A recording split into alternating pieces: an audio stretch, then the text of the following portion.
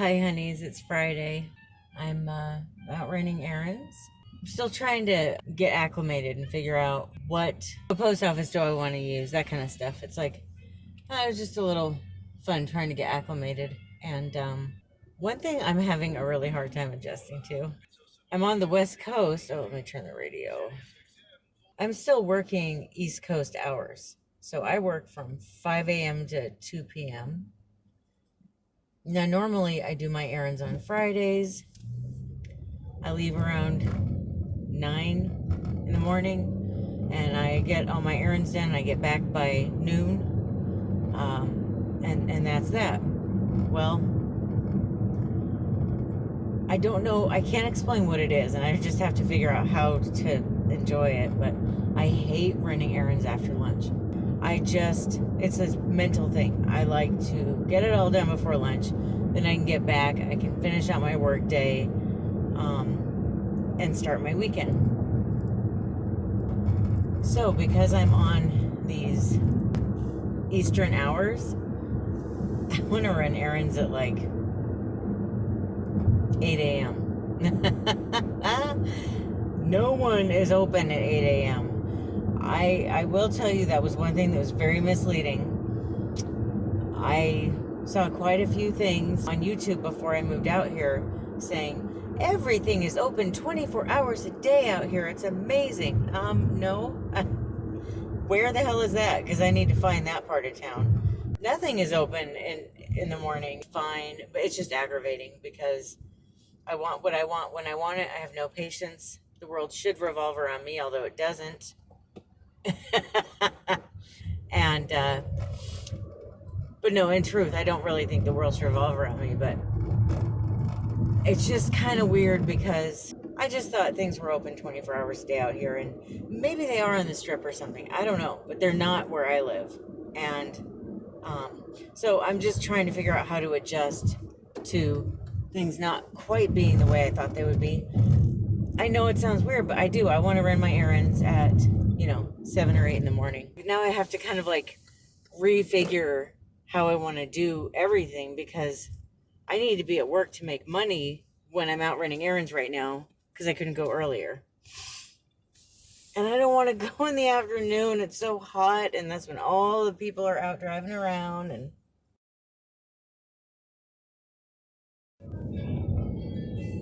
always on my mind, in my heart, in my soul, baby.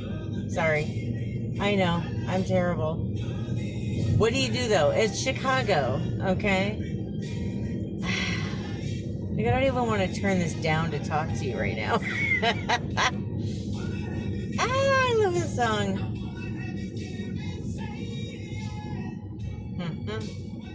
Yeah, I love Chicago. Maybe they're coming to Vegas soon. I don't know. Are they even still together? Does anybody know?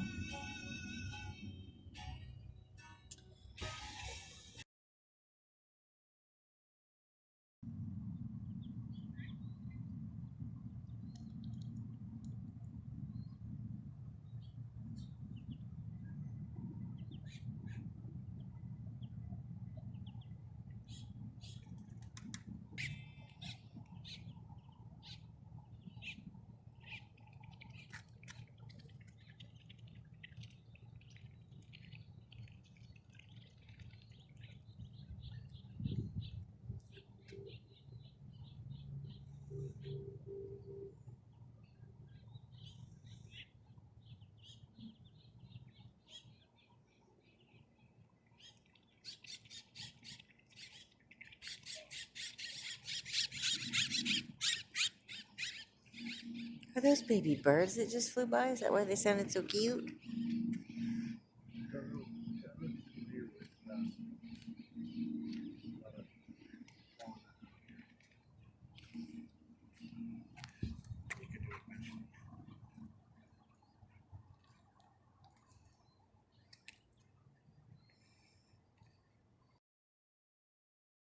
It's Michelle and Brad. We are on our way to the stratosphere. We wanted to. Nope. It's not the Stratosphere anymore. It's the Strat. They changed the name with new owners. We're on our way to the stratosphere. And as many of you know by now, that is the location where we fell in love with Vegas and decided to move here. So we're on our way down there. We have not been there since they remodeled. Wanted to take you along. I am going to turn the camera around so that you can see what we see. Why look at us when you can look at the scenery, right? So we'll turn this around. We'll be right back. And we're back. So we're taking one of the local roads instead of one of the main roads that go straight to the middle of the strip. And I believe this goes through part of Naked City, which has been cleaned up a lot in the last 2 years. Naked City is that portion between downtown where the older casinos are and the northern end of the strip that some have deemed a cesspool. I told Brad today I am dying to know the history of my new hometown. So I think we're going to go to Barnes & Noble and get one of those little books that they sell, you know, with the history of each of the cities. That way when we're driving around too, we can tell you a little bit more information about different things that we're driving past. But just even for my own well-being, I want to know, to me, this is my home now. I love it here. I do not plan on moving away. I have no intention or want to leave. Because of that, I feel like it would be a good idea to learn the history of my hometown. So this overpass is I-15, I believe. No, it's 93, isn't it? I-15 is straight ahead. Oh no, it says this is 15. Okay, so it's I-15. Oh, and 93. Yeah, okay, that's right. In this part of the city, it's the same highway. And then it splits a little north of here. 93 kind of cuts west. And I-15 heads straight north. Oh, I think the line's way up there, baby. Oh, yeah. Oh, I was... It was the sun. Yeah. The sun was so bright it looked like a white line across the street. Uh-oh, this lane ends up ahead. Yeah. I'm so excited. What is that? Is it supposed to be on the... What is... Let's see if I can do it so you guys can see what I'm pointing at. What is that? Is that a wolf? Kind of? Like... It looks like a wolf. Yeah, if you fill in the little holes, it does look like a wolf. I must say they have done beautiful work on the overpasses out here. They all have different kinds of artwork and designs on them. Like here it looks like grass, but at one of the other ones it was like a southwestern print that we saw up there, and it's pretty cool. Love all the themes. And some of the retention or barrier walls have like Native American artwork on them. Yeah. It's all unique to each highway, and it just adds a lot of flair. Like in St. Petersburg, they all had the same design, the 3 same prints on every highway. Yeah, you're clear. And it looked cute for, initially, but when it was everywhere, it was blasé. Yeah, it felt way too repetitive. Sin City Tacos. You know what? I read that place is really good. The Haunted Museum? Where are you, Haunted Museum? Keep an eye out. I want to go there so bad. Oh, wait. There was an escape room. Oh, speaking of escape rooms, there's a Saw-themed escape room that just opened up about a month ago here, and that's on our autumn to-do list. I think you wanted... Oh, here's Las Vegas Boulevard. Just ahead on the right. Yeah. Okay, so Charleston is where the Haunted Museum is, and this guy just decides to slime his way across. And then? These two. Well, at least they're moving. Yeah. It's jaywalking isn't so bad if you actually move your ass. Oh, is that high five? I didn't see. Drive-through wedding chapel. Viva Las Vegas. See? At a Super 8 motel.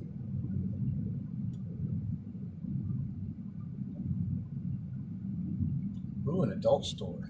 2 of them. Mm-hmm. So we are in Naked City, which is in the process of being cleaned up. And if you just saw, there was a couple of security personnel at a bus stop. They are still in the process of revitalizing this storied neighborhood. As much as I dispute Michelle with the stratosphere versus strat nomenclature, on the side of the building on the north side, it still says stratosphere, which is from the old owners. They have not taken that down, but on the main entrance, which is on the other side of the spire, it says the Strat. And the lower entrance here, this is the back side. It says the Strat, yeah. It says the Strat. So they haven't gotten around to taking down the big stratosphere sign on the south side of the top of the hotel portion of the casino yet. Whoa, hey, I don't know what you people are doing.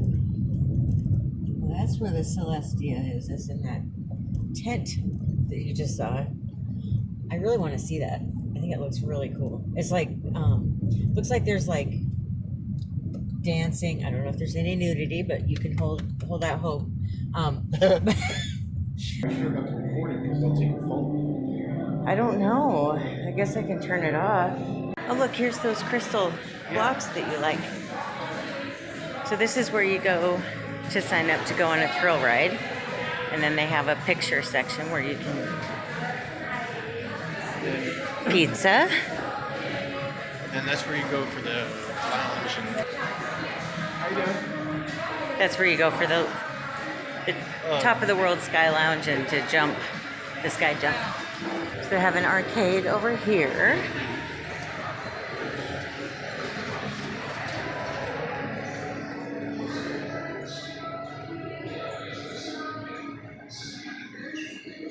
Hey, look. Elvis will tell you your... This story is where we bought all the little trinkets like that. That's nice.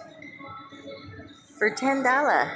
Yeah, I think it was this store. No, it wasn't. It was the one over by... I'm pretty sure it was here, though. Oh, I thought it was upstairs. Oh, it might be this one here. Magic store. This is where you go in for the LA Comedy Club.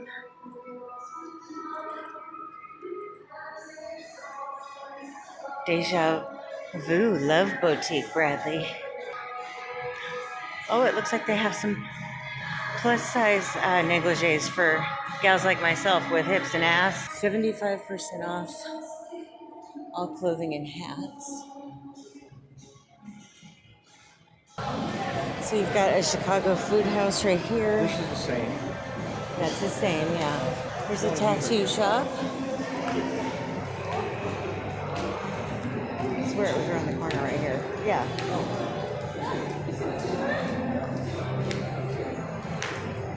We have an oxygen bar,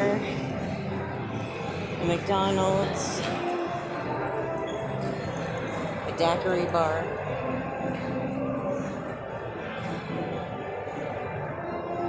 Wait, is this a poker room here, or it's just saying that there's one downstairs? This is... You're going to eventually put tables up here? I don't know why I want to put poker up here. And here's Brad's favorite gift shop. It is pretty good. Let's go in there. Let's go look around. Okay. Yeah, it is one of those deals. Okay. All right, we just finished up at the Strat. We didn't record the casino because I don't know if we're allowed to record in there, and we were both worried about what if you're not allowed to record in there and they take your phone. And I couldn't find anywhere online about it. And the last thing we need is to have to buy a new phone. You know how expensive they are. Not gonna risk it, but as you saw, we did record the little mall section upstairs where there was no gambling going on. The mall section looks the same to me. I'm sure the rooms are really different. And then the gambling was definitely different. $2 beer. What? So what'd you think? of the new Strat? I think to some degree it lost its uniqueness. Mm-hmm. Everything's new in there, and they put all nice new shiny machines in there. I'm not a slot player myself. I prefer games where I have some control over the outcome, such as craps or poker. Their poker room was actually, it was not even a room, it's just kind of a taped off area, and I wasn't, it was not going to be my first choice for a poker tournament. And when I played there last year, it was a little distracting with all the machines almost an arm's length from the poker area when it's not a room. Yeah. It looks like they're building out a poker room on the second floor where all the shops are, but they've got loud music there. So I don't know if I would play there anyway. I do like the new blue ambiance they have. I might play craps there. They have new tables that are narrower and longer. Now, one neat things about the Strat is that they have the no craps tables, and that means that the 2, 3, and 12 don't count as crap outs. And you can actually bet on those numbers as rolls as well when the point is on, but those are very risky bets, and you may as well just bet on the horn instead. Yeah, we've been going around to different casinos, especially the ones that the locals go to, just getting a feel for what we like and where we plan on spending our time when we want to go have a fun night. I don't know what's going on here. At a casino. I know what he's talking about. We went to a place called Palace Station, right? That's what I think it was. No, that's this one right here. Oh, Santa Fe Station. She's looking at Palace Station. I'm looking at Santa Fe Station. They had a really nice poker room that was off to the side. It was its own room, so it was nice and quiet in there. It was removed from the slots and the other louder kinds of betting that go on. And I see what he's talking about now that I've seen one that's an actual room off to the side. I am really interested in playing. If I'm going to gamble, I'm really interested in bingo or blackjack at this point in my life. At the Santa Fe Station, they had the best bingo room I've seen so far. So that's probably going to be our favorite spot to go to if we want to do some gambling. So far, we've been going to different places, and I would love to take you inside, but a lot of the casinos you're not allowed to record in. And we're not actually gambling in there anyway yet. We're just looking around. So it wouldn't be that fun to watch us anyway. Another thing that I'm starting to realize, I don't like, and this is just my personal preference, I don't care for the newer casinos. They're very polished and clean and ritzy, which is great. But I kind of like the down and dirty kind of stuff. I like the casinos that are a little bit older, that have more personality to them and aren't so family friendly. Yeah, I like the adult stuff. Maybe not XXX, but rated R. I don't want to see, what I'm seeing at the newer casinos. It just doesn't feel like Vegas to me. We're basically going through that trial and error of being new to Vegas, where we're just learning, going around, experiencing things, learning as we go. What places do we like, and what do we prefer, and that kind of stuff. And there's probably not a whole lot of disputing. If you live here, it's a little bit different than if you're vacationing here. It was so cute when we were in the Strat. We were walking by these people, and they said, "Excuse me, are you staying here?" And Brad says, "No, we're locals." And they're like, "Oh, okay, bye." And I just thought that was so cute that, one, Brad said we're locals, which we are now. And two, I thought it was kind of cool that they left us alone when we said that. So for those people who solicit you coming out of the elevator from the hotel portion to the casino portion, they're usually offering you half off of a local show or something to that effect in exchange for sitting through a seminar for timeshares or filling out a bunch of surveys and giving over some of your personal information. If you don't care about protecting your personal information, that's wonderful, and you save $20 on a show. But if you do care about not being harassed or not being pressured into something silly like a timeshare, I would suggest avoiding those people and just gracefully walking by them or denying them time. I think part of why we were told to, when Brad said we're locals and they just left us alone. If you're a local, you're going to get a better price on these shows anyway, just by showing your state ID, we've discovered. The Tropic Berry Sprite. Okay, can I get an extra large Tropic Berry Sprite?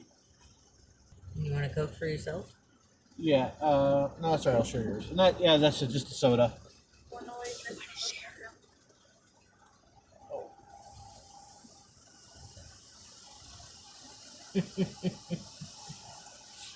The fact that the slot machines that I really liked, we couldn't find them anywhere, and we thought, well, when I started playing them, it was at the Stratosphere a couple years ago. So we thought, well, of course they'll have them there still. And we went there and they're gone there too. So that's when it hit me that I'm not supposed to be playing slots. It was a sign. Makes sense though if you think about it. The odds are so awful on those things anyway. Well, they're awful, and then it's varying levels of awfulness.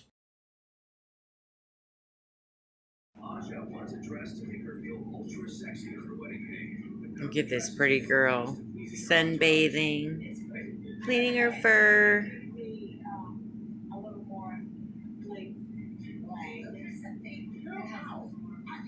Good morning, it's Sunday. After we last saw you, we stopped at Barnes & Noble and we got this book for me to read about the history of Las Vegas. So it's Chronicles of Old Las Vegas, Exposing Sin City's High Stakes History by James Roman. And this book I'm really enjoying it. It's got a good amount of history. It starts all the way back in the 1500s. And he's got maps on here just showing what was built and when. This is the first hotel in Vegas, called the Hotel Las Vegas, which was made out of canvas. So it's really neat. There's just all kinds of information in here. And I like how he gives the skinny, but without too much detail. And then a couple weeks ago, well, actually a month ago now, when my mom was here, we went to the Goodwill Clearance Center, and I found this there. This was put out by AAA. It was put out in 2000. Obviously, it's a little outdated, but I figured it might give me some ideas on different things to do and see. It also has some maps and a little bit of history in here, but I thought that would be fun to read this as well. Now, granted, this book was a lot cheaper. I think it was 75 cents for this book. And it's got some fun little pictures and stuff to do and everything in it. But I'm going to read this one first. And I am already on chapter 4, so I'm flying right through it. And this one was put out in 2011. I'm going to be unpacking more today, cooking dinner, and taking a nice hot bath and going to bed. Usually Fridays and Saturdays, Brad and I spend time together. So on Sundays, it's kind of our do your own thing kind of day. So if you hear any noise in the background, it's either the air conditioner or it's Brad playing Xbox. Usually on Sundays, he'll play Xbox or do a lot of reading or something. And then I do a bunch of stuff around the house, and that's usually when I cook the biggest meal that I cook of the week. I think it's important for everybody to have a day where they're only just taking care of themselves. It's like a self-care day. When I went with my mom to that Goodwill Clearance Center, I got this book here. I've been wanting one of these for quite a few years. So tonight, so tonight I'm doing the oven and steak vegetables. So here's the picture. If you saw my video about my vintage cookbooks, I am a vintage cookbook lover. I think I'm going to do another cookbook video eventually, and I'll show it on that one because my mug for today is my Stay Golden Golden Girls mug.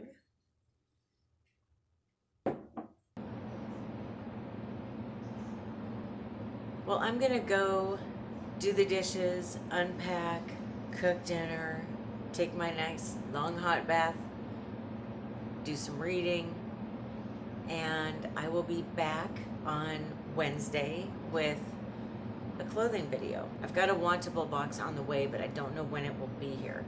So if it's here in time, that'll be this Wednesday. You guys have a great week. Thank you so much for watching.